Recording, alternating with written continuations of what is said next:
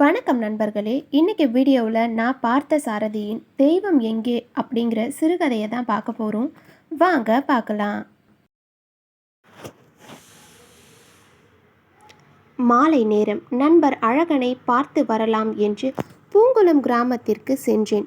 நண்பர் கிராம புனரமைப்பு வேலையில் பங்கு கொண்டு பெரிதும் உழைத்தவாறு இருந்தார். வேலை முடிந்ததும் ஓய்வு நாடி சோலைபுரம் வந்தார். சந்தித்தேன். பொய்யா மொழியார் எங்கே என்றேன். சிறுவர்களோடு செடிகளுக்கு நீர் ஊற்றி கொண்டிருக்கிறார் என்றார். தளர்ந்த உடலாயிற்றே, தாங்குமா என்றேன். முடிந்த வரையில் உழைக்க வேண்டும் என்ற சீரிய நோக்கத்தை அவர் எப்போதும் செயலில் கடைபிடிப்பவர் என்றார். இதை கேட்டதும் நான் பொய்யா மொழியாரின் இனிய குணங்களை, லட்சிய கொள்கைகளை எண்ணி வியந்தவாறு சிறிது நேரம் இருந்தேன். அழகன் வியர்வை உலர உலாவிக் கொண்டிருந்தார். பொய்யா மொழியார் பெரிய புலவர், ஆண்டிலே பழுத்து அனுபவத்தில் கனிந்தவர். சுருங்கச் சொன்னால் கரைபடாத வாழ்வு வாழக்கூடியவர். எல்லா இன்பங்களும் இங்கே இந்த உலகத்தில்தான் இருக்கின்றன என்பதில் அசையாத நம்பிக்கை கொண்டு அந்த இன்பங்களை எல்லாம் மக்கள் பெற வேண்டும் என்பதற்காக கிராமங்கள் தோறும் இளைஞர்களோடு புனரமைப்பு வேலையில் ஈடுபட்டு மக்கள் வாழ்வில் நலங்காண துடித்தவர்.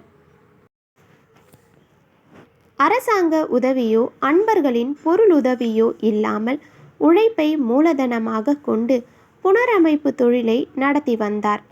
அந்த தொண்டர் படையிலேதான் என் நண்பர் அழகன் இருந்தார்.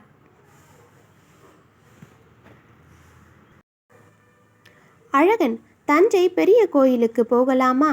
எனக்கு அதன் நிர்மாண அழகை, சிற்ப சித்திர வேலைப்பாடுகளை கண்டு மகிழ பல நாளாக ஆவல். உங்களை அழைத்து போகலாம் என்றுதான் வந்தேன் என்றேன். வருந்துகிறேன் வளவன், எனக்கு இப்பொழுது ஓய்வில்லை என்றார். உயிர் பெறும் சித்திரங்களும் உணர்வை அள்ளும் ஓவியங்களும் நிறைந்த கலை கோயிலை தலை நிமிர்ந்து நிற்கும் கோபுரம் காட்டும் தமிழரின் தலை சிறந்த கலைத்திறனை கண்டு மகிழ ஆசை இல்லையா அழகன்? இல்லை வளவா, இல்லவே இல்லை. அங்கே கலைஞன் கல்லை தன் கைத்திறத்தால் அழகுற செதுக்கி உயிருள்ள உருவம் போல அமைத்திருக்கிறான். ஆனால் இங்கே காலம் உயிருள்ள உருவங்களை, உதிர வாய்க்கால் ஓடும் உடல்களை, பசி பிணி என்ற உளிகளால் அங்க அழகுகளை எல்லாம் சிதைத்து உயிரை போக்கி கொண்டிருக்கையில் கலையை, கைத்திறத்தை, கற்பனை உயர்வை, தமிழின் தனி வீரத்தை, தலை சிறந்த பண்புகளை கண்டு மகிழ்ந்து இன்புற்றிருக்கும் நேரமாயிது. கலை வேண்டியதுதான்.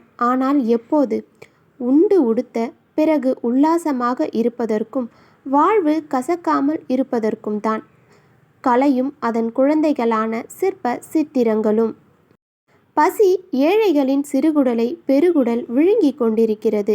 இந்த சமயத்தில் பெரிய கோயிலை கண்டு அது காட்டும் கலை கண்காட்சியை, காவிய படப்பிடிப்பை, ராசராசன் கண்ட கற்பனை கனவு நனவாக உருவாகி உயர்ந்த விதத்தை, அந்த எழிற்கோயிலிலே இன்ப நடனம் புரியும் இதிகாச சிற்பங்களை எல்லாம் கண்டு இன்புற முடியுமா வளவன்?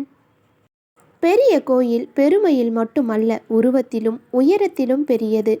அதனால்தான் அங்கே 1008 சிவலிங்கங்கள் இருக்கின்றன. அவைகளுக்கெல்லாம் அந்திம கால பூஜை நடக்கிறது. பாதாதி கேசமாக நெய்யும் பாலும் வழிந்தோடுகிறது.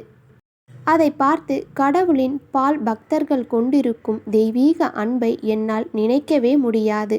நினைத்து பாராட்ட என் நாக்கு மறுத்துவிட்டது. ஆனால் என் நினைவெல்லாம் எங்கிருக்கும் தெரியுமா?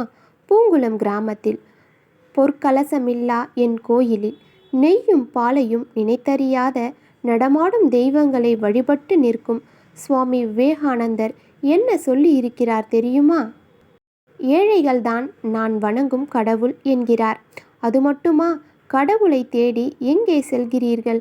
ஏழைகள், துன்பப்படுவோர், பலவீனர்கள் எல்லோரும் கடவுள்கள் இல்லையா? அவர்களை ஏன் நீங்கள் முதலில் தொழக்கூடாது என்கிறார். காந்தியார் கண்ட முடிவு என்ன தெரியுமா? கடவுள் தெய்வ லோகத்திலும் இல்லை, பாதாள லோகத்திலும் இல்லை, ஒவ்வொரு மனிதனிடத்திலும் தான் குடிகொண்டிருக்கிறார். அதனால்தான் மனித வர்க்கத்திற்கு சேவை செய்வதன் மூலமாக நான் கடவுளை காண முயன்று கொண்டிருக்கிறேன் என்றார். ஒரு பெரிய விரிவுரை நடத்தி முடித்தார் அழகன். அப்போது பொய்யா மொழியார் செடிகளுக்கு நீரூற்றி விட்டு திருக்குறள் வகுப்பு நடத்த போய்கொண்டிருந்தார்.